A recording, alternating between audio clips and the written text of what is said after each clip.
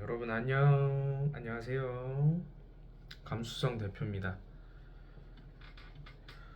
오늘 또 여러 가지 생각을 하다가 오늘 주제는 무엇을 할까 얘기를 하다가 이걸로 정했어요. 왜 사람들이 옛날에는 자기계발 책을 많이 봤는데 요새는 자기계발 책을 많이 안 보고 유튜브에 뜨는 수많은 인생 조언이나 인생 강의, 왜 자기 개발할 수 있는 그런 이야기들을 유튜브에서 찾아서 보게 되나 생각을 해봤는데요. 일단 제 입장은 그렇습니다. 옛날에는 좀 집안의 어른들도 같이 많이 살았고 부모님들도 같이 많이 살았어요. 부모님이 일단 같이 살면서 좀 형제도 많았고 그런 집에서 어울려서 지내면서 뭐 원했든 원하지 않았든 자기가 살아야 되는 인생에 대해서 막 만나서 이야기를 하는, 그러니까 직접적으로 만나서 이야기를 듣게 되는 경우가 많았던 것 같아요. 근데 이게 가족에 국한돼서만 그러냐? 그것도 아니고 가장 큰 변화로 옛날에는 핸드폰이 없었잖아요. 핸드폰이 없던 시대부터 전화기도 제대로 없던 그런 시절까지 가보면은 어쩔 수 없이 사람들이 아날로그적으로 만날 수밖에 없었던, 아날로그식으로 대화를 하고 무슨 정보를 얻어야 되면 그 사람한테 직접 가서 들어야 되고, 내가 힘든 일이 생기면 그 사람한테 직접 가서 힘든 걸 이야기하고 이렇게 듣고, 그런 게 가능했던 시절 같아요. 아니, 가능이 아니라 사실상 그거밖에 없었죠. 그거밖에 없었는데 이제는 세상이 계속 구르고 발달하면서 지금은 솔직히 말하면 상담만 받아도 내가 뭔가 정신병이 있는 것 같다, 뭔가 사는 게 힘들다 하면은 정신병원이 되게 많아져서, 모든 병원이 많아졌지만 아무튼 그렇게 전문적인 도움을 받을 때도 생겼고, 돈만 내면은. 그리고 이제는 뭐 가족이랑 사는 시대가 거의 끝났죠. 1인 가구가 거의 뭐 대한민국의 3분의 2가 되었다고 하고, 그리고 또 이제 개인 각자의 개성 뭐 그런 거를 되게 존중해주는 사회가 되다 보니까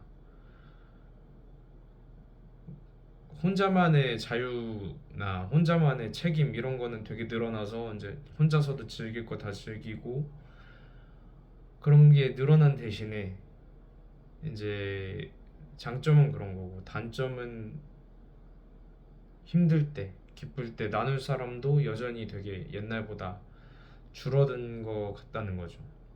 분명 옛날보다 삶이 편리해지고 좋아졌다고 우리는 분명 알고 있는데, 이론적으로 알고 있는데도 왜 이렇게 외로운 사람이 많고, 객관적인 수치로 봤을 땐 자살률도 자꾸 늘어나고, 저 같은 청년들도 힘들다고 하고, 어, 안타까운 안타까운 세대죠. 우리 같은 세대가 안타까운 나라 현실이기도 하고요. 근데 아무튼 사람들이 그래서 옛날에는 뭐 직장에 다녀서 직장 선배든 후배든 직접적으로 만나서 회식하고 그런 거를 좀, 그게 정보가 됐든 감정적인 위로가 됐든 받을 수 있었던 것 같은데, 지금은 그냥 뭔가 서로 각자 선을 긋고 퇴근해서 각자 개인의 삶 자취하는 사람이 많아지고, 아니면 혼자 아니면 둘 이렇게 따로따로 노는 상황이 많이 발생되면서 옛날처럼 어울리는 그런 모습이 되게 줄어들지 않았나 라는 생각이 개인적으로 들었어요. 저는 아마 태어나서 운이 좋아서인지 뭐 아니면 부모님의 그런 주변에 제가 자라면서 큰 도움을 주신 어른분들이 계셔서 그런지 몰라도 일단 되게 좋은 어른분들한테 되게 좋은 조언들을 많이 얻었었어요.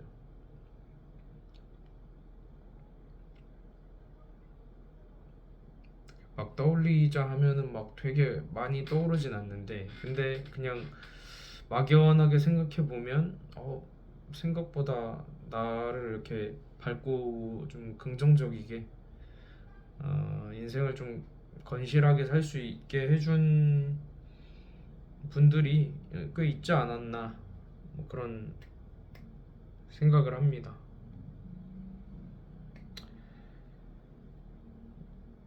단적인 예를 들어볼까요? 저희 뭐 그렇게 큰 힘이 되어 주셨던 분 중에 저희 할머니가 계셨어요. 저희 친할머니가 저를 되게 좋아하셨는데, 저도 왜 친할머니가 좋았는지는 잘 모르겠어요. 당연히 친할머니는 제가 손주였고 완전 갓난아기 때부터 저를 봤는데, 제가 뭐를 해도 예뻐하셨겠지만, 음, 글쎄요, 제가 뭔가 어, 일찍 일찍부터 한 중학교 때부터 그런 생각을 했는지 모르겠는데, 아무튼 할머니 할아버지가 나이가 많이 드셨고 아무래도 손주 보는 게 1년에 자주 되지도 않고 가끔 보는 것처럼 느끼시니까, 설날이나 추석에 가서 내가 좀 기쁨을 드려야겠다, 약간 재롱을 많이 부려야겠다, 이런 생각을 많이 했었어요. 그래서 할머니를 보면 좀 더 텐션 높게, 막 할머니 막 뭐 학교에선 이런 일이 있었어요, 뭐 저런 일이 있었어요, 뭐 엄마 아빠가 이랬었어요 하면서 각종 썰들을, 할머니가 시골에서 되게 심심하게 사시니까 이렇게 생생하게 들을 수 있는 손주의 이야기를 좀 들려드리면 좋아하실까 싶어서 그런 얘기를 하고 이러면, 할머니는 당연히 저 말고 다른 친척들도 있지만 제가 그렇게 이야기를 많이 해드리는 거에 또 엄청 재밌어 하셨고, 제가 그런 얘기를 해서 제가 너무 되게 좋으셨대요. 저한테 직접 얘기를 해주셨어요. 제가 할아버지 내가 꽃감도 하셨었는데, 그 꽃감을 하실 때 이렇게 감 깎다가, 감 이렇게 깎아야 되거든요, 꽃감을 하려면. 근데 그때도 저한테 얘기를 해주셔서, 내가 어렸을 때부터 조금 나름 효도를 한답시고 이렇게 할머니한테 한 것이, 할머니도 되게 그 고마운 걸 아셨구나. 그리고 뭐 할머니 할아버지 시대는 당연히 저희 시절처럼 대학교도 다들 못 나오신 거고, 뭐 옛날에는 중고등학교 나오신 분도 없죠. 그러니까 오로지 일만 하시고 전쟁 끝나서 되게 힘든 시기 사시고, 되게 힘든, 할머니 같은 경우에 힘든 시집살이도 하시고 되게 힘든 걸 많이 겪으셨는데도, 그렇다고 저희보다 막 지식이 많거나 이런 게 아닌데도 그냥 뭔가 삶을 오래 산 그런 연륜이 있는 분의 저를 향한 무조건적인 응원, 그런 것들이 저한테는 무의식적으로라도, 아니면 제가 그걸 의식적으로 그걸 계속 지금까지 기억하는 건지 모르겠는데, 아무튼 그런 도움들, 그냥 용준이는 말을 재밌게 하는 걸 보니 저기 좋은 사람들한테 호감을 잘 사겠다, 뭐 이런 이야기, 아니면 할머니한테 이렇게 할머니 이렇게 재밌게 해주는 거 보니 나중에 장가 가서도 저기 만나는 사람 재밌게 해주겠다, 이런 이야기들을 그냥 해주셨어요. 그냥 뭐 저한테 칭찬을 해주신 거죠. 근데 그런 순간 하나하나들이 저한테는 아직도 기억이 나요. 제가 사람한테 받은 이런 기억력이 나름 뛰어나서 계속 기억이 나는 건지 몰라도, 제가 그 파리에 있을 때 그 오를 했을 때 할머니가 돌아가셨어요. 근데 이런 집안 사람들 중에 저만 할머니의 마지막 가는 길을 보지 못했어요. 그때 이제 영상 통화가 걸려와서 할머니의 임종하신 모습은 제가 이제 원치는 않았는데 보게 됐는데, 근데 이제 되게 저도 슬펐고 많이 울었고, 할머니 묘소에도 찾아가고 그랬었는데 지금 그게 이제 몇 년 지났으니까 지금도 계속해서 드는 생각은 내가 진짜 할머니한테 마지막으로 보냈던 그런 시간들이 아니면 제가 그 떠나기 전에도 제가 이제 저 외국 간다고 이제 잘 다녀오겠다고 했는데 그게 마지막이었죠. 할머니가 말 안 통하는 그런 불란서 말도 가서 한다 그러고 아무튼 코쟁이들도 만나고 아무튼 재밌고 젊은 날에 잘하고 올 거다 하고 갔다 와서 건강하게 다시 보자 했는데 그게 마지막이었어요. 근데 이렇게 그냥 저의 어린 시절을 손주라는 이유만으로 좋은 이야기를 해주시고 따뜻한 추억을 갖고 있는 그리고 할머니가 항상 저한테 고봉밥을 주시고 이렇게 많이 해주셨던 나물 반찬, 곰탕 진짜 시골에서만 먹을 수 있는 그 할머니의 손맛이 담긴 그 음식들 아직도 잊지 못해요. 진짜로 맛있거든요. 그런 것들이 그런 그런 교훈, 우리 할머니가 저한테 주셨던 그런 사랑 같은 것들을 어쩌면 우리 젊은 세대인 현대인들은 충분히 받지 못한 거 아닌가, 모자라게 돼버린 거 아닌가. 삶의 편리함과 그런 시대의 발전의 장점은 충분히 얻고 살게 됐지만 옛날 아날로그적인 그런 것들은 우리가 중요하다고 생각하지 못했지만 막상 지나보니 상당히 중요한 것이었던 그런 말이 있잖아요. 진짜 중요한 거는 눈에 보이지 않는 법이라고. 근데 아무튼 저는 그렇게 생각해요. 젊은 사람들이 그 가까이에서 자신들에게 좋은 말을 해줄 이웃 아니면 인생 선배 아니면 회사 선배, 부모님, 뭐 아니면 형제, 자매, 아니면 할머니, 할아버지, 뭐 요새는 젊은 사람들 연애도 잘 안 하죠. 연애하는 사람도 적고 그런 뭔가 소중한 사람한테서 직접적으로 느낄 수 있는 어떤 에너지나 교훈 같은 것들이 많이 모자라서 많이 부족해서 막 결핍이 느껴져서 자꾸만 어딘가에서 얻고 싶어 하는데 그게 이제 컴퓨터와 핸드폰이 익숙한 저희 세대한테는 그런 매체에서 저희가 쉽게 접하고 가장 재밌고 가장 가까이 있는 그 매체에서 내가 좋아하는 인플루언서가 내가 좋아하는 어떤 유튜버 뭐 SNS 뭐 그런 사람들이 그런 내가 듣고 싶어하는 말 아니면 나한테 힘이 되는 말 아니면 나한테 필요했던 정보 꿀팁들 그런 거를 얘기해 줬을 때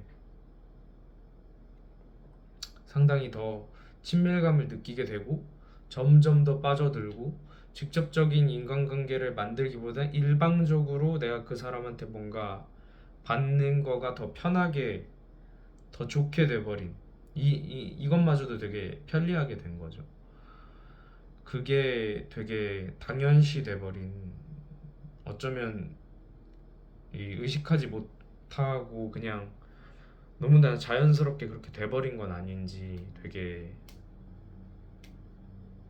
안타깝다고 생각했어요. 어쩌면 제가 하고 있는 이런 말조차도 어떤 사람한테 직접적으로 들었으면 아니면 저랑 이렇게 솔직한 대화를 나눌 수 있는 사람이었으면 좀 더 그 사람한테 내가 조금이라도 더 임팩트 있게 내가 뭔가 진정성을 느끼게 이 사람한테 힘이 돼주거나 이 사람이 힘든데 그 고민을 해결해 주거나 아니면은 좀 더 뭔가 발전적인 뭔가 정보를 얻고 싶은데 제가 마침 그런 정보를 갖고 있어서 여러분들한테 도움을 드린다거나 이랬으면 되게 좋았을 텐데 그게 안 돼서 지금 뭐 코로나도 있었지만은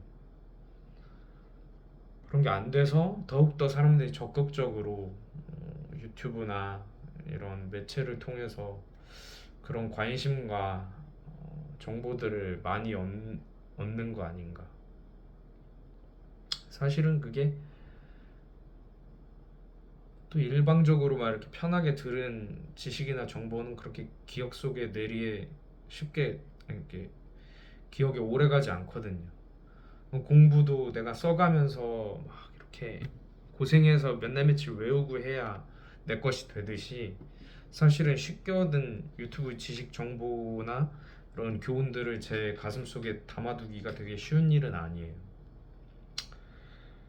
근데 아무튼 그렇게 이렇게 이게 다른 사람한테 이야기를 듣는 게 이렇게 간접적으로 들어야 되는 시대가 된 거에 대해서 되게 슬프다, 안타깝다, 되게 편리하고 좋으면서도 이런 이야기를 하는 그 사람과 어쩌면 평생 만나지 못할 그런 사람한테 이야기를 들어야 되고 그게 내 힘의 그게 전부가 될 수 있는 사람들도 있다는 게 얼마나 안타까운 상황인가 싶었어요.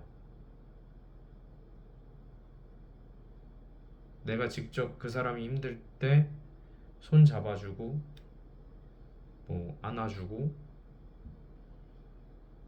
막 이렇게 뭐 입맛이 없어 이러면은 저기 뭐 죽이라도 이렇게 떠먹여주고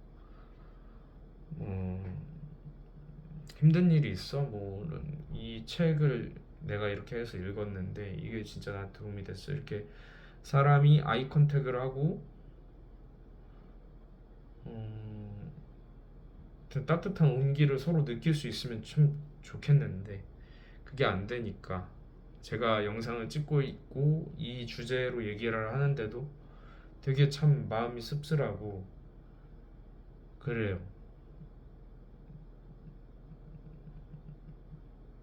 되게 현대적인 사회에서의 참 저도 그렇고 여러분도 그렇고 참 쓸쓸한 저녁이고 쓸쓸한 밤입니다.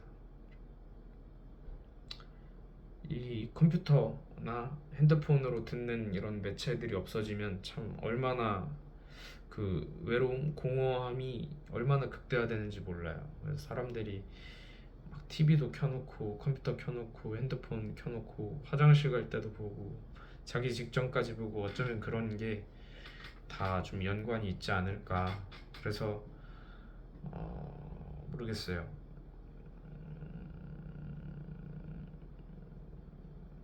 본인한테 도움이 되는 영상이나 힘이 되는 거 좋아하는 연예인, 인플루언서 다 좋습니다. 어떤 것이든 본인한테 도움이 된다면 볼 수 있죠. 유튜브든 어떤 매체든. 근데 항상 좀 오늘 영상의 마지막 이거를 주제를 좀 축약하자면 직접 만나서 그게 가족이든 오랫동안 못 봤던 가족이든 뭐 떨어져서 바빠서 자주 못 보는 연인이든 아니면 조금 서먹했던 회사 선배들이든 이렇게 해서 직접 만나고 직접 만나서 이렇게 위로가 되고 서로한테 힘이 되는 그런 인간관계를 우리가 오프라인에서 가졌으면 이 사회가 좀 더 아름다워지지 않을까 이런 생각을 해봤습니다. 온라인보다는 오프라인에서 우리가 만나고 헤어지고 이런 커뮤니케이션을 하고 그런 사회가 됐으면 좋겠습니다. 여러분들도 오늘 하루 좀 좋은 하루 되셨으면 하고요. 다음 영상에서 뵙겠습니다. 여러분 모두 안녕.